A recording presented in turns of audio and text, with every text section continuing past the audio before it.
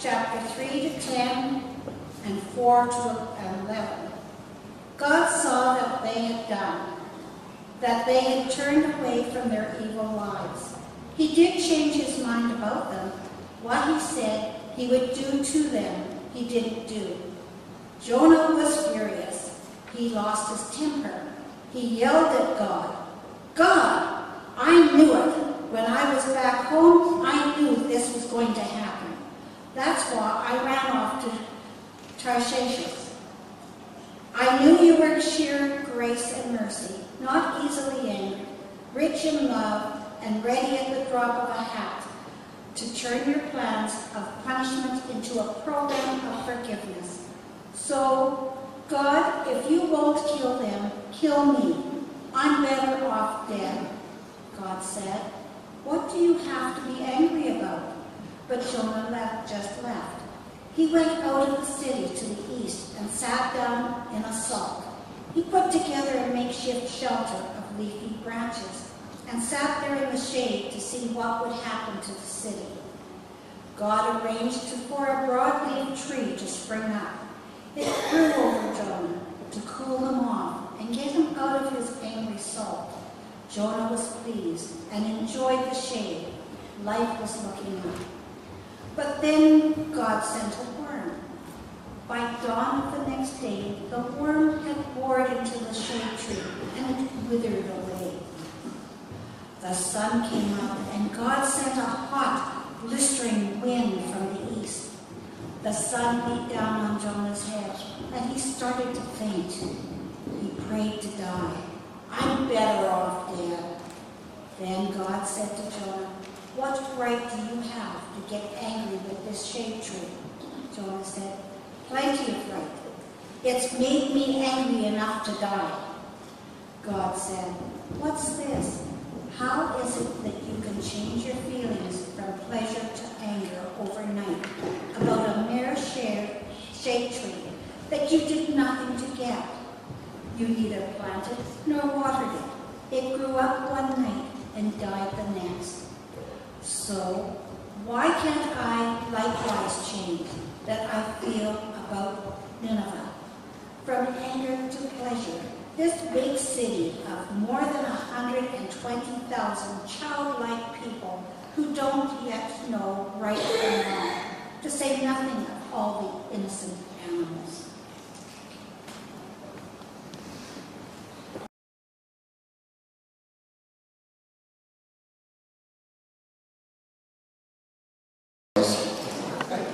And when I say wild, I don't mean stories that aren't true. I mean stories that just kind of make us go, what? You know, outrageous, outlandish, untamed, hard to swallow stories. Do you ever read any of those in the Bible? Last week, Peter did a great job taking us over the life of Joseph, and that's a lot because that's the longest story in the Old Testament about one person.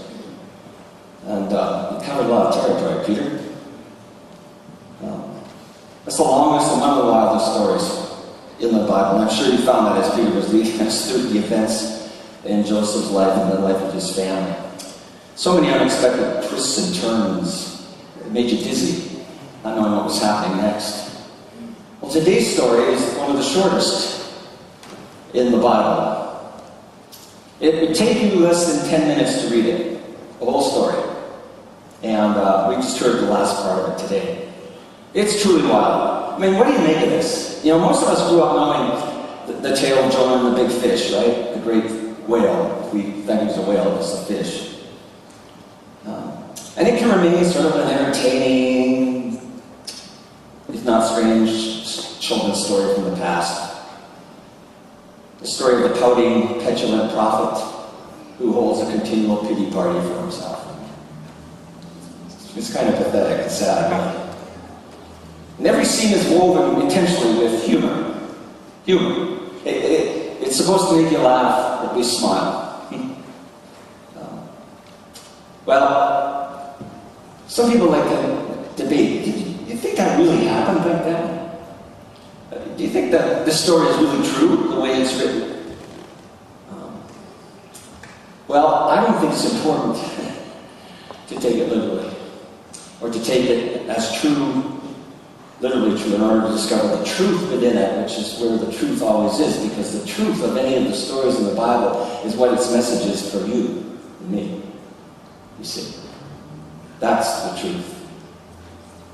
Well,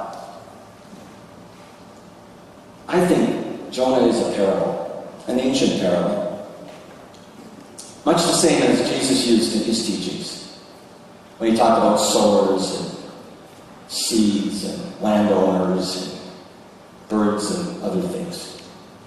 And as I think we can see from this, I really believe Jonah in this story represents Israel as a nation, who've somehow gone off the tracks with God and are going in the opposite direction they ought to be.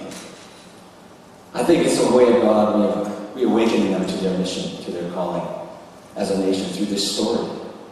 As entertaining as it is, it has a deep message for them and for us, for they have failed to be faithful to God and his mission. Now, I don't want us to jump ahead of ourselves and set the stage and revisit this story. It begins, of course, with God's call to Jonah.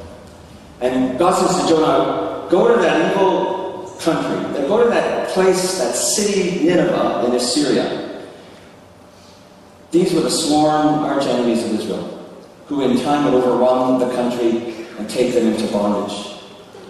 Go there and cry out against their wickedness and deliver a message of my judgment and impending destruction. Now, as hard as it is for us to understand, that did not seem like an enticing assignment for him. So he came up with a plan. He thought, I'll get as far away from God as I can get. So I'm supposed to go east, I'll go west. And he boards a ship on its way to Tarshish. Now, Tarshish is in the south coast of Spain. It's on my bucket list. Charged with this assignment to go to their arch enemies and face the music there, he decides to take a vacation. How many of us would love to do that when we're challenged by God?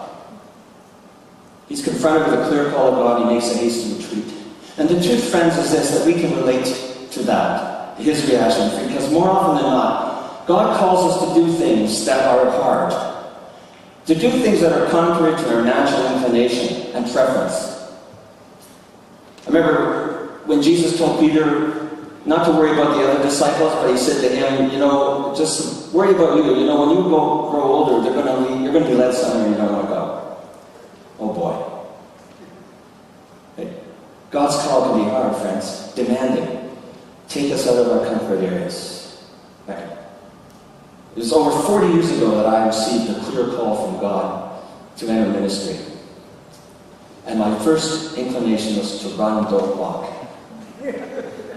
I started plotting my retreat. I started looking at other employment opportunities where I could use my undergrad degree. Oh yeah. I wanted Tarshish in a bad way. Yep, you ever been there? Oh. And then I thought to myself, oh well, I'll go to seminary for a year. I hadn't planned anything anyway. I'll try it out. I don't have to be ordained. Of course I knew differently. And there have been numerous Nineveh experiences along the way, and there are for all of us in life. One of those concerned a custodian we had here. And he was a lovely man, but he was in bad physical shape, and his health kept deteriorating, and he couldn't do his work the way we hoped he would. And the board appointed somebody, a member of the church, to oversee and liaise with him and help. But he didn't like him, and he wanted him gone. And I talked to this gentleman, a custodian, and I knew his plan was to begin to plan to step down from the job and go on disability. And so before I left on a trip once, I told this other gentleman who was looking over him not to do anything until I got home. And I got home, I said, I'll tell you what's going on. Well, when I left, he fired me without cause. When I returned home, one of the first calls I had was from one of our lawyers, national office of the United Church in Toronto, saying we would be facing a lawsuit. And in her words, she said to me basically, make it go away. Make it go away. Well, I wanted it to go away. I didn't want to make it go away. I did not want to do that. So I phoned the ministry personnel chair. I said, we have to go and make a home call on this family. I knew this man's wife was enraged, beside herself. And I said, we have to go. And then I phoned the former custodian and I said, we need to sit and talk. And I remember walking up the steps at dark night. I wanted to be anywhere else but there. Believe me. I wanted to get out of there in the worst way, but we didn't. We faced the music. We took it on the chops pretty hard. And we listened, and then we empathized, and we said we were going to make it right. And we made it go away. That was a Nineveh experience for me. When God calls, it's more likely to Nineveh than Tarshish. It's the places and things that are hard, like loving our enemies and moving out of our comfort zones to serve people who are not like us and do not like us. Our calling, you see, if your first reaction to a calling isn't to run, then it's maybe not God's calling. That's the way it is. Well, Jonah tried to escape responsibility by running, but he found out there was nowhere to hide when God's doing the searching. That's the trouble here, see? And it's the same for us. And the next sea opens up, and we have that mysterious and powerful sudden storm that comes upon the ship. God sends it, it says. God sends us this storm. And the sailors are fearful, scared to death, in danger of drowning. So they have to figure out why, and they figure out maybe it's that stranger sleeping down in the hold of the ship. And they bring him up and he confesses. He says, yeah, I'm the reason this is happening to you. I'm running from God, you see. And just throw me overboard and you'll be done with it. Well, the men don't do that. They try to row ashore to save their lives, even Jonah's life.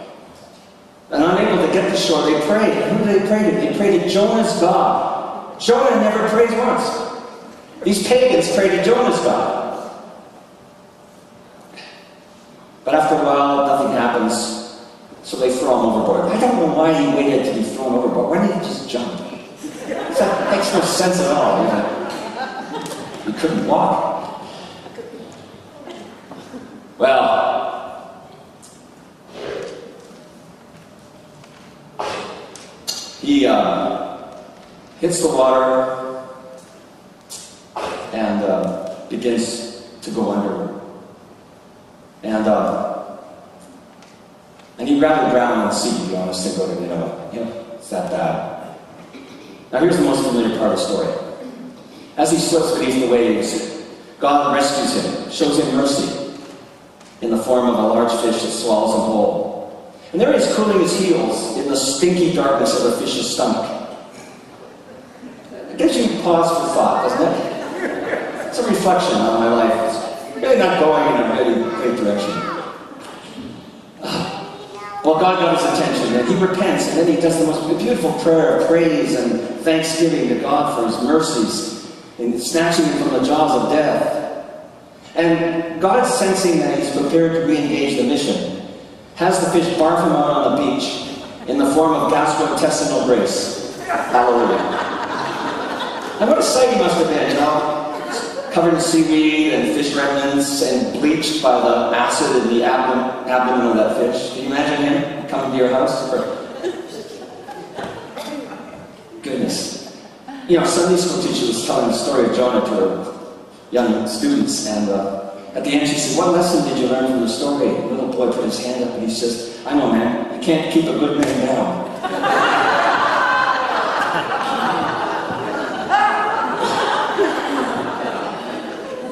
Well, I'm not sure that's the lesson. And I'm not sure that it had anything to do with the goodness of Jonah. It had everything to do with the mercy of God, didn't it? And it says to us, even in the darkest, lowest moments of our lives, even when we feel close to death, while there's no place we can run from God, there is no place so far away, so disgusting, that God cannot hear us when we call on him. Right?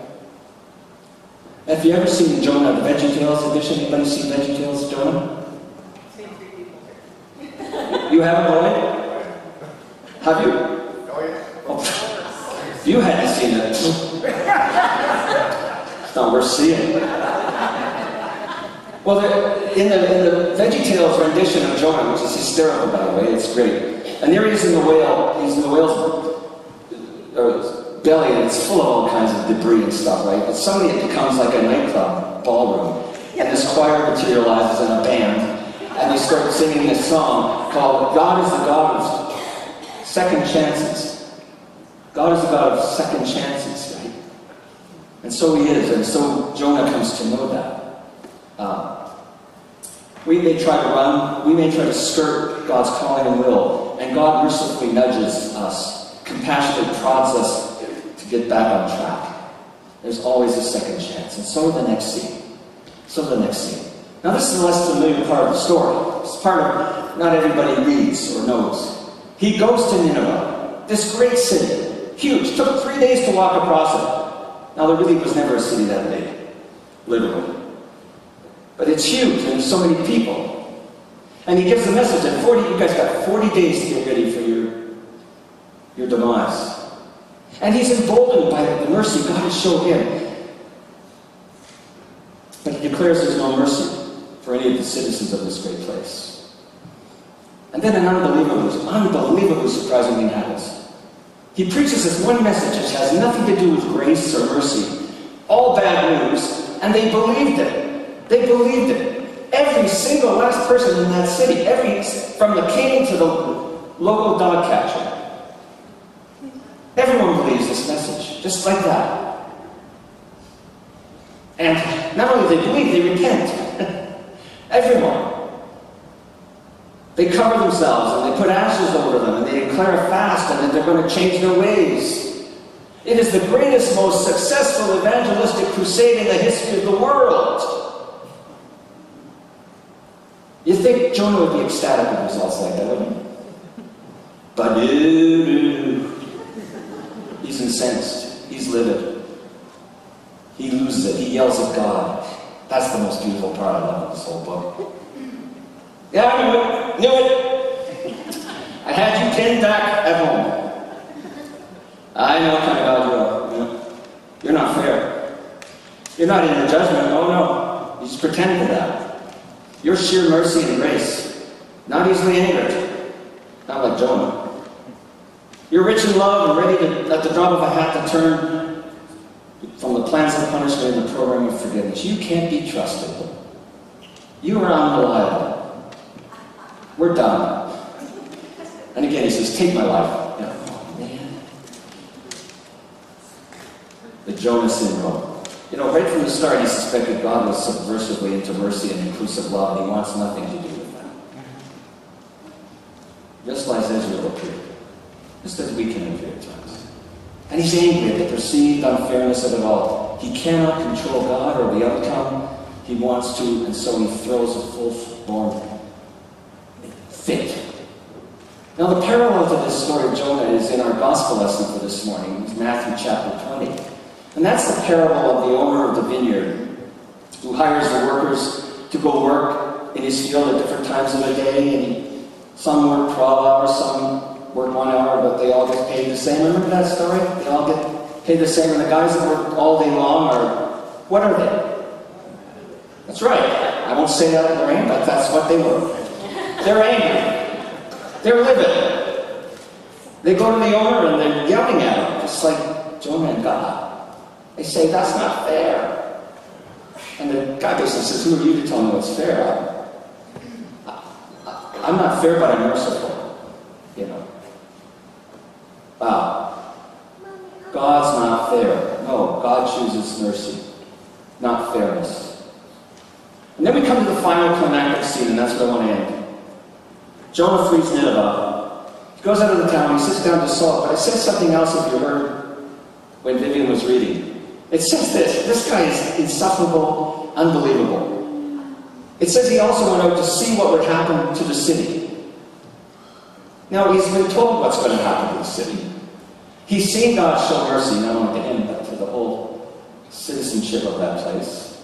And yet somewhere deep down inside, he still wants to believe that God's going to smoke them all. Right? And so what does God do? He intervenes again in mercy. See? That's all he can do. He gives him a divine object lesson. In the swelter of the heat of the day, he arranges for his broadleaf tree to grow up, spring up, and it cools Jonah off. And he's pleased, and he's comforted. And then overnight, of course, he sends this worm, this little creature. It bores into the tree. And when he wakes up in the morning, it's withered and died. And God caused a blistering heat to come upon him. And what happens? He gets angry and burned up again inside. And he says, I want to die. This is his mantra. I want to die. And God's response is, what are you angry about? What right do you have to be angry over a tree you didn't do anything to get? And then he compares the tree to his love for Nineveh. Jonah cared about this plant God made, and he grieved over it when it was lost. He didn't labor over it, he didn't raise it up. What about Nineveh? God created these people. God cared for them. God would grieve if they were destroyed. Shouldn't Jonah be more concerned about them than a mere shade tree?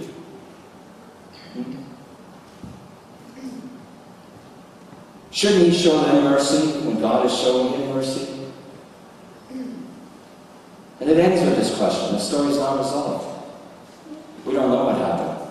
Jonah and we are left wrestling with the goodness and the sheer grace and mercy of the God who is no respecter of persons, even those who in time would rise up to kill and enslave Jonah's own people and destroy their homeland. Think about that.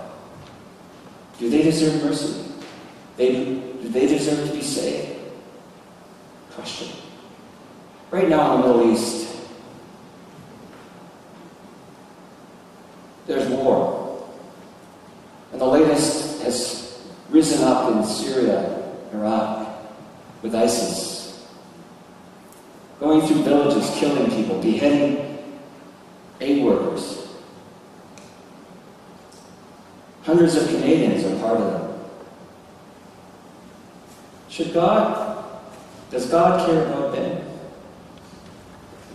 The choir sang there's a wideness in God's mercy, and I've used this before with you. And a lot of people wonder, how wide is what? How there's a wideness in God's mercy? Or is there a mercy that's outlined? When it comes to people that are evil, that are out to get us, is there a place for mercy? Does God care about them? Do they deserve that or judgment? How might the other nations deal with this dilemma that has such a difficult outcome? I'm not sure. It's a question. I leave it with you. Let's bring it down to a personal and interpersonal level. We live out the Jonah Syndrome, friends, when we expect God to act according to our scripts for our lives.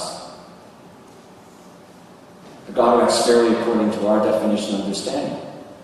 A God who will bless those we want to bless, and it will ignore or punish those at odds with us. We want Tarshish, let's face it.